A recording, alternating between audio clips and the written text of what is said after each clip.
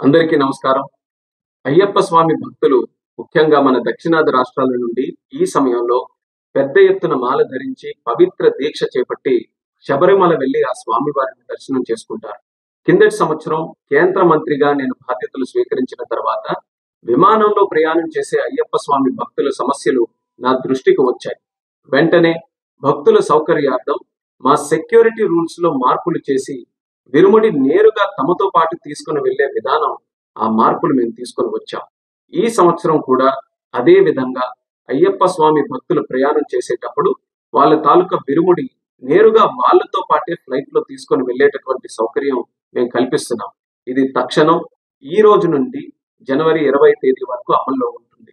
అంటే మండలం నుంచి మకర విలక్కు కాలం వరకు కూడా ఈ సౌకర్యం అయ్యప్ప స్వామి భక్తుల్ని దృష్టిలో పెట్టుకొని కల్పించడం జరుగుతుంది. ఈ కూటమి ప్రభుత్వం దేశ ఆచార సాంప్రదాయాలకు, భక్తుల మనోభావాలకు అత్యంత ప్రాధాన్యతనిస్తుంది. అందుకే ఎవరికి ఇబ్బంది కలగకుండా ఉండాలనే ఆలోచనతో భద్రతా నియమాలు పాటిస్తూ మా మినిస్ట్రీ ఆఫ్ సివిల్ ఏవియేషన్ ద్వారా ఈ నిర్ణయం మేము తీసుకున్నాం. దీన్ని భక్తులందరూ కూడా సద్వినియోగం చేసుకుంటారని, మీ అయ్యప్ప స్వామి దీక్ష విజయవంతంగా జరగాలని, స్వామి తాలూకు ఆశీస్సులు పొంది అందరికీ కూడా మంచి జరగాలని ఈ సందర్భంగా కోరుకుంటున్నాను.